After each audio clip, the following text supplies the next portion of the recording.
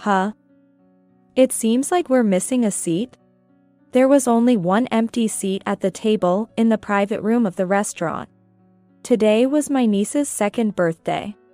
We're having a birthday party for the whole family. My sister-in-law had invited me.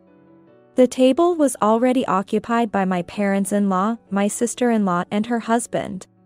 And of course, the guest of honor, my niece. But there was only one empty seat. We only prepared seats and meals for the family. If you really want to join, you should bring your own lunch, of course.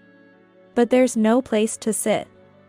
Though, but, you said we should come together. Yes, I wanted to make it clear in front of everyone. I don't want to see the face of someone who's destroying our family anymore. Greg, you should divorce her as soon as possible. I couldn't hide my surprise. I never expected her to blatantly say, get a divorce. And to use the child's birthday party to involve the whole family. The supposed star of the day, my niece, looked on with a worried expression amidst the adults' commotion. This was supposed to be a happy occasion. Let's go home. Yeah. We decided to leave quietly after handing over the present, not wanting to cause any more distress for my niece. Then my sister-in-law laughed and spoke to her husband. Hey, Greg. You should celebrate with us. You're not a child, after all. Rachel will go home by herself. Did she really think my husband would never oppose her? He glanced at my sister-in-law and started walking away, silently putting his arm around my shoulder. However, just after this, another person would get up from their seat. And a tragedy would soon befall my sister-in-law and her husband. My name is Rachel Cohen, I'm 30 years old. I work as a freelance graphic designer. My husband, Greg, was a classmate from vocational school. After graduation, he worked as a designer at an advertising company. And I got a job at a company that makes graphics for games. We started dating after graduation when I began to share my work troubles with him. To me, my husband is a colleague in the creative field, a confidant, and a reliable partner. I decided to go freelance when we got married because I was anxious about continuing my busy job while managing household chores. With just the two of us, my income should be enough. Why don't you take the plunge and try? Really? Then I'll give it a shot, and if it's too hard, I'll look for another job right away. You'll be fine, Rachel. You were always the best in our class at vocational school. His praise was the final push I needed. But still, the first year was really tough. Managing schedules and dealing with administrative work I had never done before often left me on the verge of panic. But my husband was always there to support me. By the second year, I had finally figured out my own way of working. And work started to go smoothly.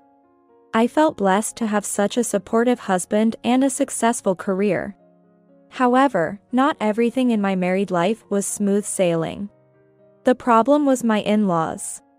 From the first time I met the mother-in-law and pregnant sister-in-law, I felt disliked.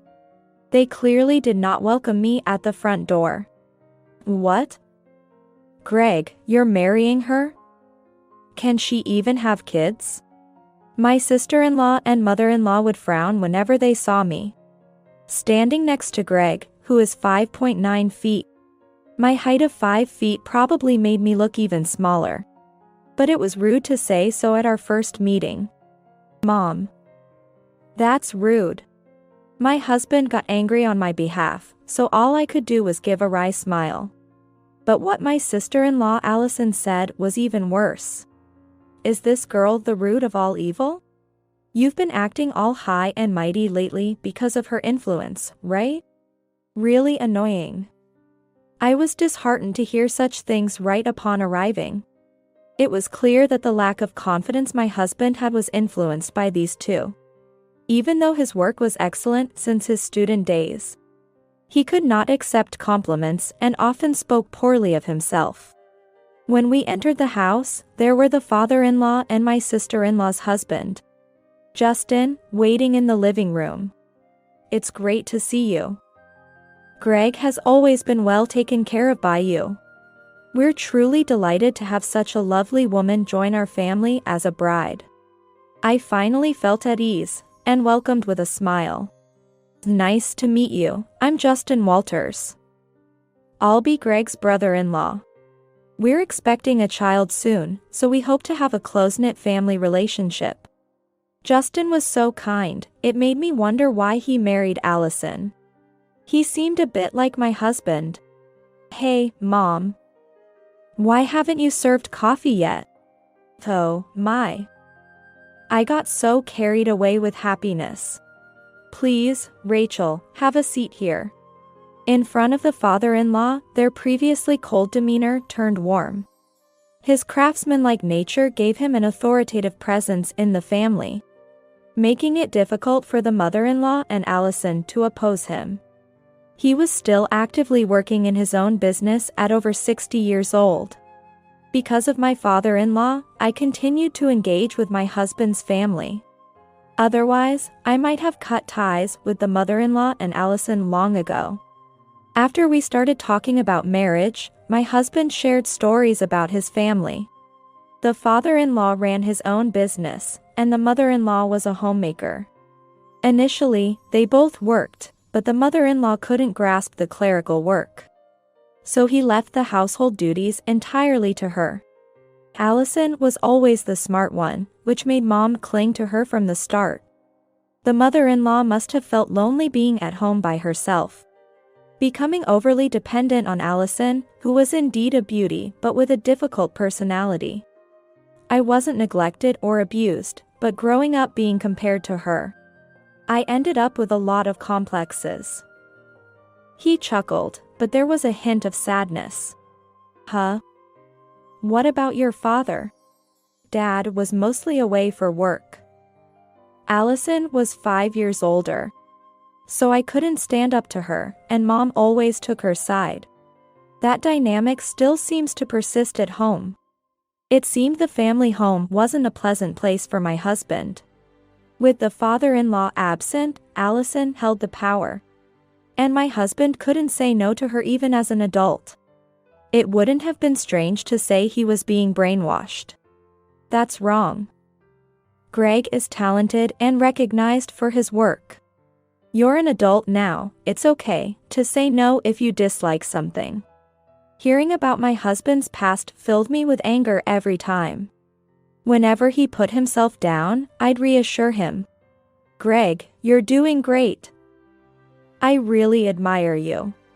Whether it made a difference or not, his behavior gradually changed. Yet, we tried to keep our distance from his family, but Allison, wanting to manipulate him, never ceased to contact us. After getting married, my husband's financial generosity tightened. But I knew Allison still managed to wheedle money out of him. Not that my husband could fully refuse Allison's demands yet. The year we married, Allison and her husband welcomed a baby. Close to her due date, she called my husband. "Hey, Greg. For the baby shower, can you buy us a car seat and a stroller? I'll send you the product images later, thanks." She naturally asked for expensive, branded items. Shocked by the prices, we decided to gift a decent present plus $1,000 in cash instead. "What? Didn't you see the pictures I sent? This isn't nearly enough. You can get good quality strollers and car seats for $1,000. If you want something more expensive, you should cover the difference yourself." "Huh?" I asked Greg for it. "What do you mean by only giving $1,000 for your only sister's baby shower gift?" Later, after checking the gift, Allison summoned us. She probably expected my husband to comply as usual. "Sorry, sis. I'm not alone anymore." Instead of blaming my husband, Allison glared at me. Ever since he started dating me, he wasn't as easily swayed by her. Hence, she labeled me the root of all evil during our introduction. The niece was absolutely adorable. Besides cash gifts for her baptism, we also sent cute clothes and plush toys. Of course, that didn't satisfy Allison. When our work started going well, we moved into a slightly larger apartment. Until then, we lived in the apartment I had rented as a single. After moving, Allison and the mother-in-law showed up unannounced on a weekday. Perhaps, since my husband wasn't easily manipulated anymore, they shifted their target to harassing me. Why did you two get a 3-room for just yourselves? Isn't that a bit extravagant?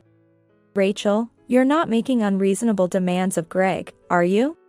He's too kind. I wanted to retort that Allison was the one taking advantage of his kindness, but kept silent. Greg also mentioned wanting to go independent eventually. So we wanted a place where we could each have a workspace. Even so, they exchanged cold glances. Their scrutinizing of our home made me uncomfortable. But I refrained from voicing my displeasure. Are you keeping the house clean, Rachel? It seems a bit dusty. Greg comes home tired from work. If you're home, you should keep the house in order. Oh, I'll keep that in my mind, though I do try to clean in between work. Oh, you're some kind of designer, right? I saw your computer screen. And it just looked like you were playing around. Can you even make pocket money with that? They couldn't grasp what my job entailed, seeing it merely as a way to earn some extra cash like a housewife's allowance. Indeed, from their perspective, my work on the computer might seem like mere play. Well, yes, I do manage to earn a bit more than just pocket money. Really? Then you should treat us sometime. Taking care of your husband's family is also a wife's duty, you know. Yes, please get along with Allison, dear. I couldn't help but give a wry smile. Why should earning a little mean I have to treat my sister-in-law? Their presence meant I couldn't work, just adding to my exhaustion. Later, I had my husband agree to stop their unannounced visits. But Allison's invitations were relentless, forcing us to host them several times a month. I never thought I'd see the day I'd understand my husband's inability to refuse them. Reflecting on it, Allison probably disliked that we, a childless couple, lived in a spacious apartment. Rachel, you know, we've decided to buy an apartment. A year after we moved, conspicuously, Allison and her husband purchased a condominium larger than ours. It must have been an expensive property because Allison started working part-time at a supermarket checkout, leaving her daughter with the grandmother. Thankfully, this meant fewer visits to our place, bringing peace to our home.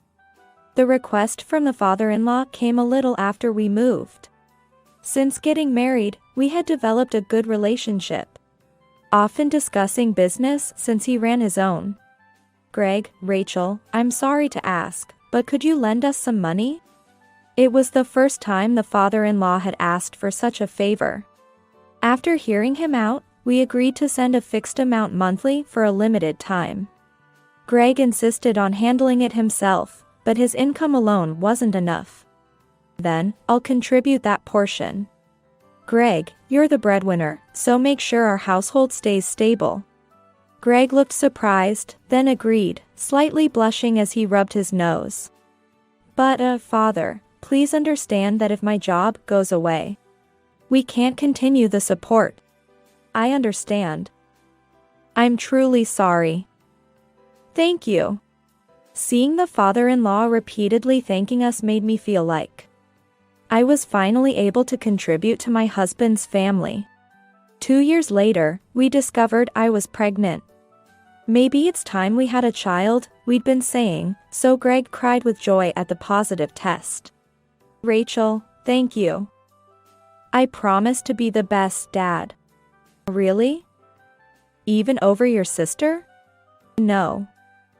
I won't give any more financial support to my sister. That's a promise.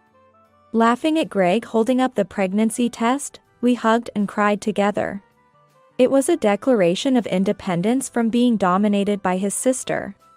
Discussing when to tell his family about the pregnancy, we got a call from Allison. Next week, we're celebrating my child's birthday at a restaurant. Come join us, both of you.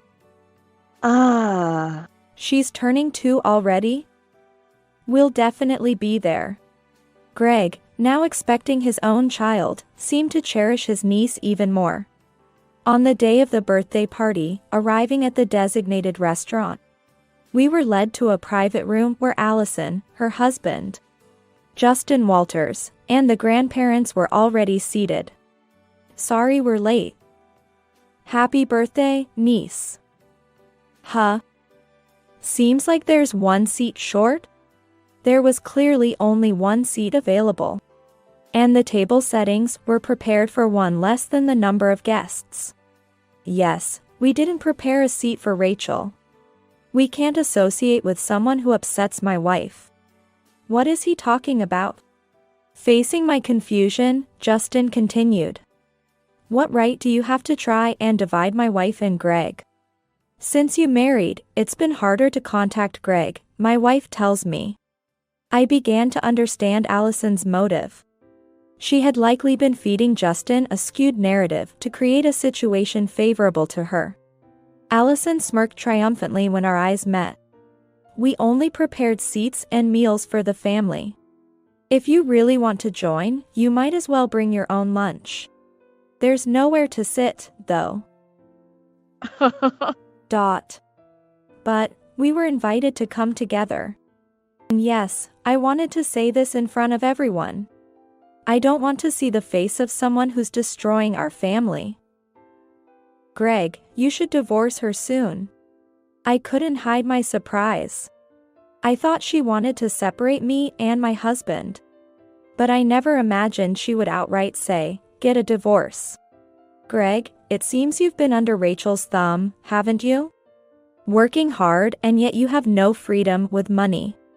Since finding out about my pregnancy, Greg had started to firmly refuse Allison's demands for money.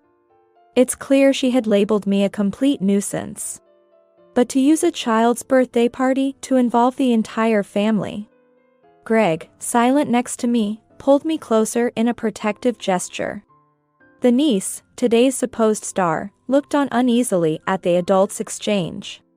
Despite the supposed celebration, I felt a surge of anger and sadness, nearly bringing me to tears. Let's go home. Yeah. As we decided to leave quietly without causing further distress to the niece. Handing over only our gift, Allison called out to Greg with a laugh. Hey, Greg.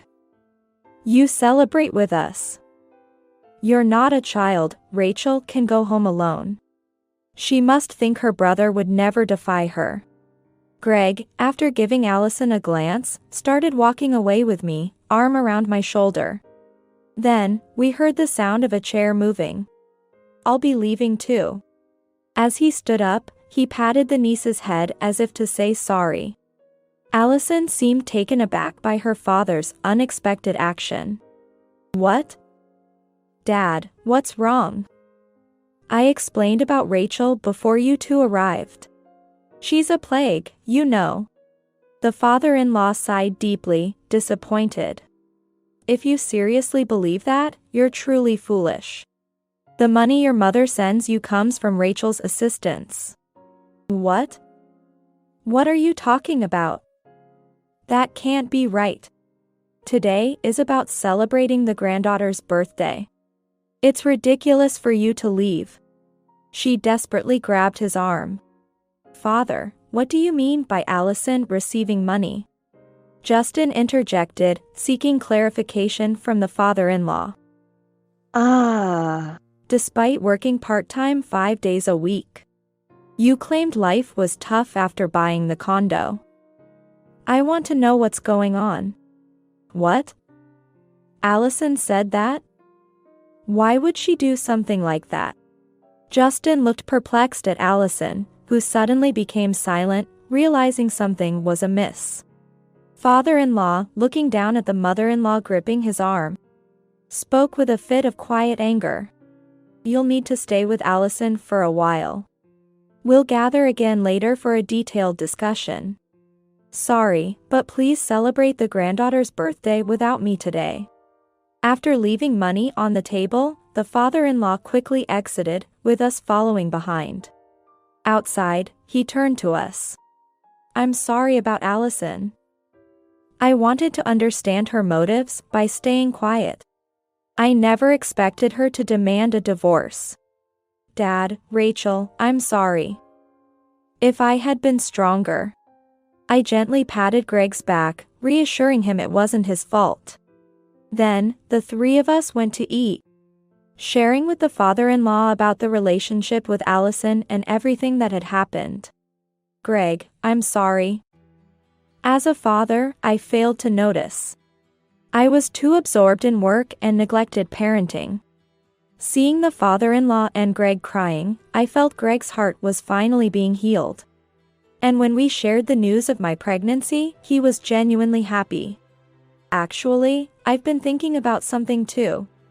The story told by the father-in-law was shocking. He mentioned setting up a final meeting as soon as preparations were complete. And then we disbanded for the day. When we got home, Greg received a message from Allison. I haven't received the birthday celebration money yet. Since we couldn't cancel the meal, you need to add that to what you transfer. Seeing the message drained me, but Greg energetically replied to his phone screen. Like I'd send you anything. Idiot. It was clear he had finally moved on, and I felt proud of him. 2 weeks later, the father-in-law contacted us. And we were to visit Allison and her husband's condo. Their daughter was being looked after by a neighbor's mom friend. As soon as everyone gathered, the mother-in-law started questioning. So, what's this about Rachel's assistance? The father-in-law shared that work had decreased over the years. And he couldn't take on as much due to his physical condition. He had loans from financial institutions and had struggled to cover living expenses, which led him to ask for our help. You said we absolutely couldn't cut back on living expenses. But part of that was being sent to Allison. I trusted you to manage our finances, and I'm very disappointed. What? I thought about dipping into our savings for retirement to finish off the repayments. But then I found out you'd used it for Allison's condo down payment. The mother-in-law turned pale. The father-in-law had fully trusted her management as there had never been issues before. Indeed, there had been savings for retirement. But Allison insisted on buying the condo. So the mother-in-law used the savings without telling her husband. Because of that, we're broke. I had asked Greg and Rachel for help with our living expenses, not knowing it included a monthly allowance of $800 to Allison. I didn't realize things were that bad. How old do you think I am? I won't be able to work forever, you know? The mother-in-law had gotten used to seeing deposits in their account, probably taking it for granted, not realizing it was due to the father-in-law's hard work, not a gift from the heavens. Confronted with reality, the mother-in-law started trembling. I can't live with you anymore. I can't forgive you for favoring Allison over Greg and deciding to sell the house. Prepare yourself, you have no home to return to. Selling the house. I'm sorry. I didn't mean for this to happen. Please forgive me. What will I do without you? You've always cared for Allison, right? Then from now on, rely on her. We'll discuss the future later. The mother-in-law began to apologize profusely, but the father-in-law silently shrugged off her clinging hands.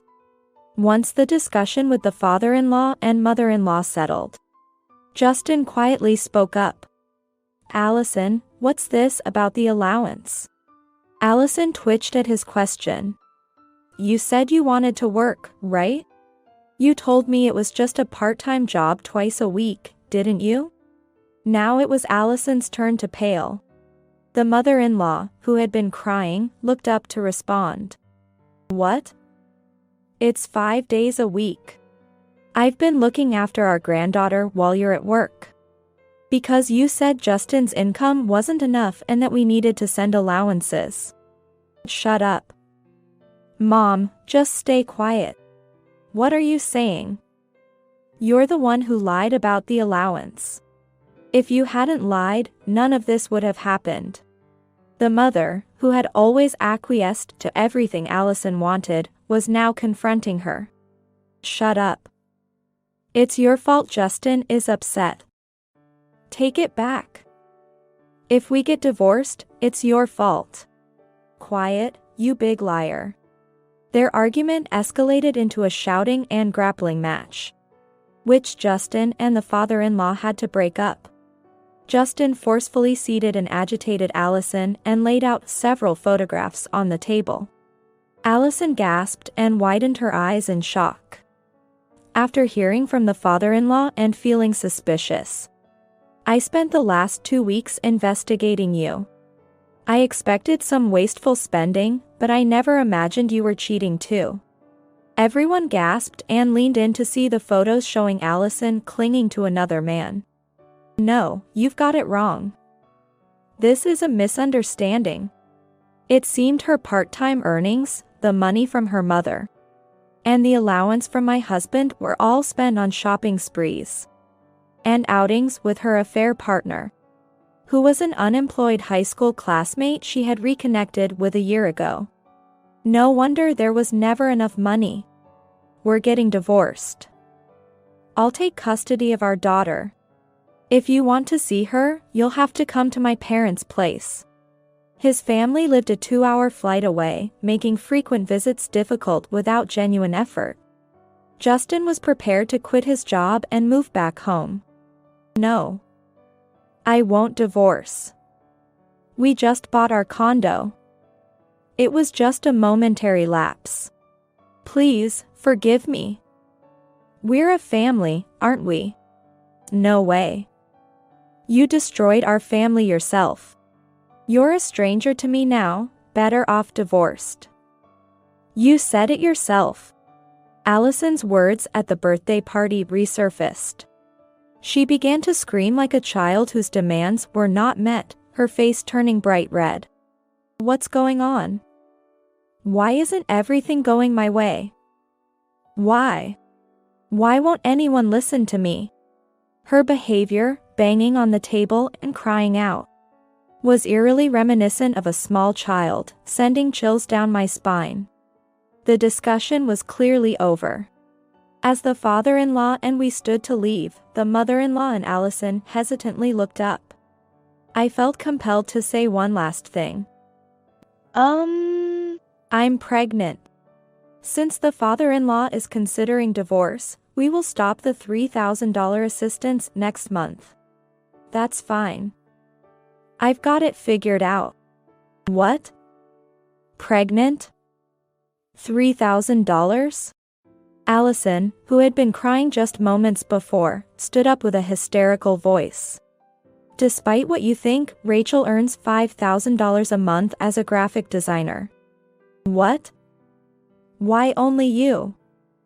I won't forgive this. If it weren't for you, none of this would have happened. You owe me compensation. Allison charged at me with a wild expression, emitting a bizarre scream. My husband, standing beside me, stepped in front of me, grabbed Allison's arm as she lunged, and forcefully pushed her aside. Carried by her momentum, Allison crashed into the wall and fell to the ground. Don't you dare lay a hand on my family. I will never be under your control again. Stay away from us. I believe those words from my husband were the ultimate retribution to Allison. Opening the door to the silent apartment, we finally stepped out of the world dominated by Allison. Afterward, the in-laws began considering separation with divorce in mind. By selling the family home, the father-in-law was able to pay off his debts and now resides in his office, finding solace in their separation. The mother-in-law was provided with an old apartment, where she receives a small allowance plus rent. Recently, she started working as a cleaning staff at a condominium. Surely feeling the weight of her situation, Allison's marriage quickly ended in divorce. The condo, despite her mother's efforts, had to be sold due to Allison's inability to afford the mortgage. Justin gained custody of their daughter and moved back to the countryside, expressing his apologies to me. Left without options, Allison moved in with her mother, juggling multiple part-time jobs to pay compensation and child support, a situation that seemed to strain their relationship further.